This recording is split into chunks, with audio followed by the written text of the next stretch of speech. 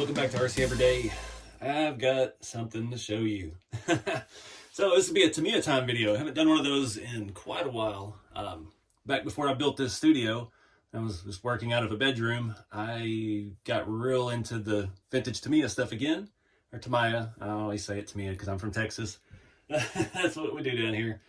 But we've got a, what is this? It's a Tamiya Toyota Tom's EXIV JTCC 58167. This is an FF01 chassis, one of my all-time favorite chassis.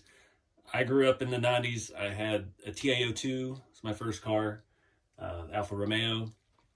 I know that platform in and out, and this is basically the front-wheel drive variant of it. These have become very scarce lately. Front end pieces are very hard to find.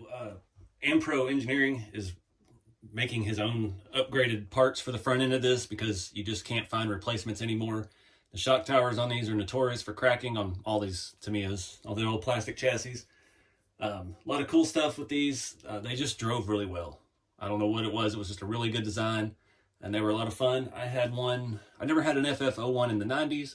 In the early 2000s, I picked up a used one and did a bunch of silly stuff to it and destroyed it pretty much over the years, and sold it off and regretted it ever since. So now I've got a handful of FF01 cars. I've got a couple restoration projects. I think I've got a Peugeot, was that a Peugeot 406 ST? I've got a Mugen Civic, the Idemoto, I think is what it was. I'm looking at it over on the shelf. I had to put some of my box art cars back in their boxes, take care of them. I've got maybe 10 or 15 nice Tamiya cars. So I like driver quality. I can't afford, and I'm not good enough with Lexan to paint show cars. I have two that are perfect, absolutely 100% never driven, and the rest of them are driver quality, and that's what this is. Back last year when I was on my buying spree, I scored this body set. This is brand new. I even found the wheels for it, and I was going to build an FF01 chassis for it, and I've been collecting parts to piece together some FF01s.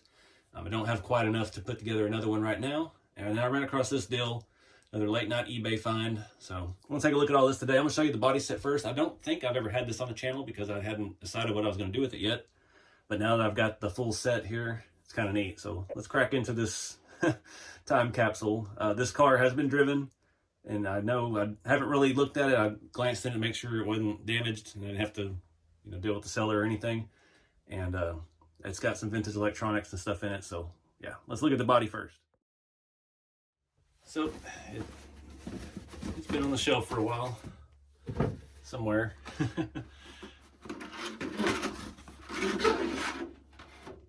Yeah, I've never actually seen one of these cars in person. Is this, I guess, I don't know what the Toms or what. I don't know what it is, if it's just a variant of a Camry. It looks a little bit better styled than the Camrys we had here in the 90s. You can see we got body unscathed, no damage. Got another set of wheels. These are all the ones you find on eBay now. There's a guy in England, and I think there's somebody in Canada. And I don't know what they're doing, but they have licensing rights to reproduce Tamiya wheels. So these are not original. They don't have the original packaging. Some of the cars I do have original in the box wheels. My Ford Mondeo, I have that body set. I have a set of original packaged aftermarket or replacement wheels, Tamiya wheels, and that full body set. I do want to have that one painted and build a car on that. But got our wing and mirrors and our instruction book and full sticker sheet. I was curious, is this a full instruction sheet? It is. I bought that. It didn't come with the instructions. It just has the sticker layout, but I bought the full instruction sheet for the car because I like to have those. If I had to guess, that's probably a reproduction as well because eBay. But I try not to handle my Lexan too much because I don't want to mess it up. So that's cool. These boxes didn't have any dates on them from that I've found. I don't know. It said on Tamiya base that this kit was available from 1995 and last available in '99. I don't think this body set has ever been re-released, so this is bound to be from that era. But let's take a look at the car itself. I was talking to somebody online the other day. They were like, Tamiya has the best box art. ever. And I totally agree. It's so cool. It's like a painting of a real car, but it's kind of a mix of the RC stuff. It brings back a lot of memories being a little kid in the 90s. There were some hobby shops that actually stocked this kind of stuff around here in Texas. Back then, nobody really does anymore. Not cool stuff anyway. But like just seeing these boxes, every time I walk into my studio and I get that sensation like I'm a little kid at the hobby shop looking at all these awesome RC kits on the wall. And it just brings back so many memories, and it's pretty cool. I love that artwork. At one point, 20 years ago, before this stuff had gotten kind of scarce, I was thinking about cutting all my boxes and hanging them up. And yeah, thank goodness I didn't, because obviously the box is valuable. I've seen boxes for stuff like this go upwards of $100 in this kind of condition. So definitely want to keep our boxes in as good a shape as we can. I don't know how long that tradition will carry on with Tamiya products.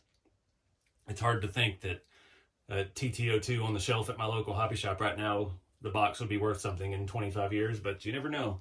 They've re-released a lot of stuff. They brought back the first generation Celica, but it's on a TT02. It has sticker windows. They kind of dulled it down a little bit. I was going to get one because I have the other two next generation Celica Rallies, the Castrol and the Repsol.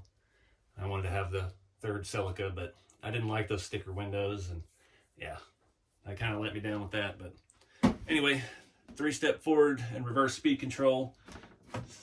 Copyright 95, made in Japan. Tamiya FF01. So I did peek at this earlier. The antenna is permanently folded over. Pretty much, the stickers look pretty good. That's been the biggest issue with some of these. I've got a Koenig Pilsner Mercedes, and the stickers are terrible. The seller really hosed me on that deal. I guess they hosed it off with a water hose, so it had water spots all over it, so you couldn't see that every sticker was peeling up in the corner. And that car is 99% sticker. This one is a lot of sticker. All of this orange red is sticker. You can see there's a little bit of overlap. This is peeling up a little bit. But the main thing I see on this that I like, that I've seen on a lot of them, the mirrors and stuff come molded in white, the wing, the wheels, and none of that is yellowed at all. So this car hasn't set out in the sun or in a window or something. My Idemitsu Civic, the mirrors were completely just sun orange. They were bad. So I actually found a color and kind of matched them to the orange of that body. I was pretty excited to save that. So let's pull this out of here. It does have a battery in it. We'll check that out in a minute. But we've got the spare parts bag. I've got another gear of some sort, some original shock oil. The grease is probably, there's still, well, okay, there's grease in there. Clutch lubricant or switch lubricant is still sealed. That looks like a spur gear. We got shock pieces, servo saver pieces, and just some regular servo arms. We do have the little card. I don't know where these originated from. I see these a lot on eBay, people selling them.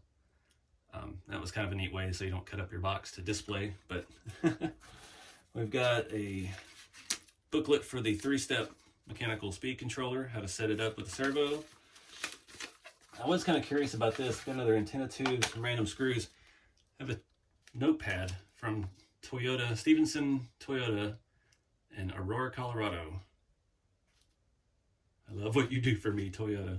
Parts hotline. Little random thing.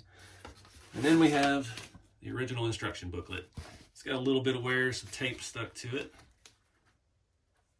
Looks to be in pretty good shape though. The pages feel nice and solid. Very cool. All right, let me get you down here so we can see the car better. So looking at everything, there's not any real rash on the body. There's some scratching on the top. It doesn't look like it slid on its roof because it would be deeper scratches. It looks like it's stuff that was packed with in the box, maybe rubbed a hole. I mean, there's absolutely no damage to the front lip. All the stickers are perfectly intact, but we do have tire wear, or these are slicks, but there's rubber in the wheel. It's got some upgraded spindles and wheel nuts. You can see the red in the center, so the spindles are aluminum. Well, somebody did some stuff to it at some point. Everything on this side looks absolutely perfect. Is that the same way? Yep. Looking around the front, you can see that splitter It's got no damage to it. A little bit of dust in it. Somebody did a pretty good job with all these stickers. Doing these kind of things where they're split and trying to line it up, it's always a challenge to make them look right. This antenna, maybe that's from the end. No, I wouldn't get back far enough. Maybe that was antenna damage. See a battery wire hanging down. It looks pretty good. I'd probably rate this a 8 out of 10. It's not perfect, but for me, it's perfect. This is a 10 for the quality of stuff I've got. A lot of mine have scrapes and scuffs on the corners. They've been driven, a little bit of wear and tear, but yeah, this is a little bit nicer than most of my cars. Even all the window edging has been laid down good. They didn't stick the whole clear sheet on the window. They actually trimmed it and did it good. It's the tedious stuff that I hate doing. Around back, same story. Got a wrinkle in the tail light. These are peeling up a little bit, but pretty good. Peeling up on the wing just a little bit. Wing's in good shape, and again, not yellowed, not looking bad at all. Let me pull the body off and see what old goodness is inside of here, because I see a yellow stick pack. We got the 3-step speed controller and looks like a Futaba AM receiver. That takes you back. How many times I burned myself on those things when I was a kid, trying to change out my battery every 10 minutes between the two that I had. Cool, it's still got the little battery retainer. Oh, Duratrax 1500. The tires actually, there's no foam in there. They actually feel drivable. They're not rotten. They're not hard as a rock. Sidewalls are pretty stiff, but the tread feels pretty good. Oh man, what did this say? Colpar Hobbies. Colpar Hobbies. This was $19 and some change for a 6-cell flat pack. Man, I'll put that back. We got a Futaba FP-R112JE AM with the crystal 74 giant receiver. Love it. This stuff is so cool. Guess I'll put that on this way just to be easy. This chassis is clean. That's what I say. There's dirt on the tire or the wheel, but the chassis, there's not anything down in it. Our shock towers in the back are good. Our front ones are not cracked. That is beautiful. Look at the underside. I don't know. That could all just be box wear. There doesn't look like there's a whole lot of scratches or anything. Our front bumper, these are often broke or chipped. That is perfectly smooth. There's not anything on that damaged. That motor looks brand new. It doesn't look like it ran. Somebody must have drove it once and put it away. Either that or they just took really good care of it. You never know. That is clean. We've got our other Futaba servo for the speed controller. So crazy. It didn't dawn on me when I was a kid. I used to race slot cars, and the slot car controller you plug into the track, and it's basically just one of these inside of a thing with a trigger. So basically with slot cars, you are the throttle servo. Everything on here looks absolutely perfect. And I still swear by it. These plain Jane Tamiya plastic shocks will never leak, ever. No RC shock can ever say that, except for Tamiya with these plastic shocks. I've never had any of these ever leak. I found some in the box from my original TAO2 from like 95, and they still had fluid and still felt good. I wish other manufacturers could take note of that. And typically on the FF01, these longer front shock mounts, they just start splitting over the years. This plastic is notorious for that. Pretty much every TAO2 I've restored or fixed or put back together, that I end up replacing those, which luckily to me is still making TAO2 parts, making those cars occasionally. I think the last one is the Opel Calibra V6. I've got that. I stole the chassis pan for an FF01 project, actually, out of that kit, which I need to buy another one of those while they're still available to replace it. But again, the FF01 front-wheel drive, Everything is up here. There's no shaft, and the rear is super versatile. Not only is it used the same rear arms as the TA01, TA02, and if you remember, the TA01 and 2 is not a lot different. The chassis pan itself is longer, and your arms angle forward. And I don't know if it was weight distribution or why they changed it. And they went to this pan, which is shorter, and they just turned the arms around this way. And the FF01 rear suspension is got two different mounting links. This is a longer wheelbase version of it, and it's pretty easy to do. You just take this all apart, you flip your rear shock tower the opposite direction and bolt it back to that, and it moves everything forward. I don't know how many millimeter, maybe like 8 or 10 or 12, somewhere in that range. And then you just put all your suspension arms back on, and you've got a short wheelbase one, which would be on, I think the Civic's a short wheelbase. I know the Volkswagen Golfs were. I'm not sure about the Beetle. I never had one of those. But it's really cool design. I've got 2 or 3 of these rear ends, and I cannot find any front gearboxes.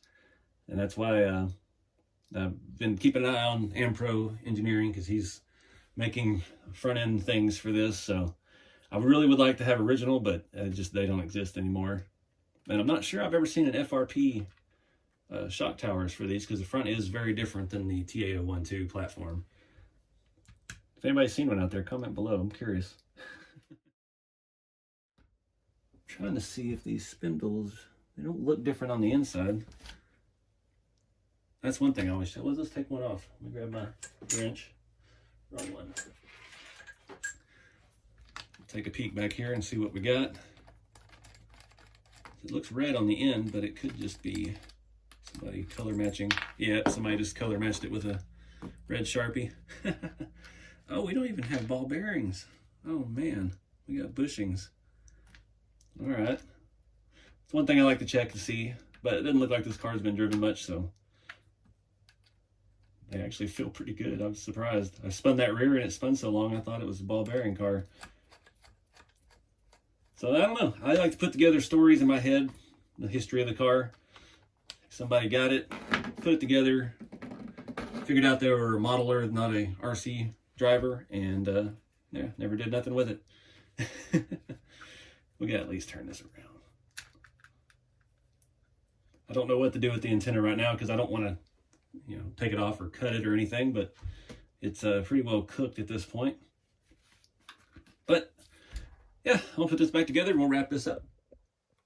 All right, so I know these kind of videos aren't usually popular, especially on my channel. I've got, you know, we do custom stuff, and we hot rods and rat rods and engineering and stuff like that. But this is kind of just one of my passions. I like this stuff. I grew up with it. I know there's a lot of folks out there really into it, more so than me even. I found a couple people on Instagram I follow that redo these bodies gorgeous, and, you know, just take it to the 10th degree. It's neat to see all this stuff around. I actually been looking so much at the BTCC and the JTCC cars that it started showing me like old race footage and stuff on Facebook. So that's really cool to see. And there's a lot of people actually restoring the real cars from these race series. And I don't know. I'd never heard of it. I grew up in Texas in a small town. We didn't have this kind of racing anywhere. And I remember seeing it on TV for the first time, watching the British touring car guys. And that was some racing. That stuff, I absolutely love seeing that. Those guys were so brutal. Cutthroat. They're out there every corner putting these on 2 wheels, banging into each other. It was some real racing. And, you know, growing up here in America with NASCAR, you know, it's not really rubbing that much. You know, they go fast, but these guys were out there beating the snot out of these cars. And it was just cool because these were actual platforms that you would see on the road. The Volvo station wagon and the BMWs and the, you know, that kind of stuff. It was just neat. And I was a 12 or 13-year-old, and it taught me a lot of things about cars I didn't know. Being in Texas, we didn't have Alfa Romeos back then. That was an oddity I'd never heard of. I learned all about it. And still to this day, if I hear the sound, somebody on Instagram has restored a couple of those Alphas, and listen to that engine. Oh my goodness. It gives you chills hearing it. These were just some awesome cars.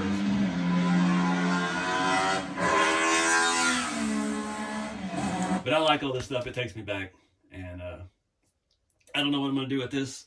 It's going to go back in the box, and it's going to go on a shelf, and just going to be the curator of this collection for a while. I hope eventually, as things grow and I get a new place, I can have some kind of glass display for my really nice cars. And because of the colors and stuff, it just looks cool. It looks cool having them out. And that's another reason why I put some of my other cars back in their boxes, because they're just sitting around getting dusty in here. I'm cutting and welding and grinding and all of that. And they really need a special place, you know, like inside a house with display cases and things like that. So that's my plans for the future on this car. But if you like this kind of stuff, check it out. I've got a whole playlist of Tamiya, all things Tamiya. And it's got all the Tamiya time videos where we just kind of go through the history and look at some of these vintage cars. And it even has some builds and stuff. I've been doing this YouTube stuff for over 8 years now. So I've got some really old stuff on here. But anyways, get out there and do something fun with RC, whether it's collecting or building or whatever. And I'll see y'all in the next video.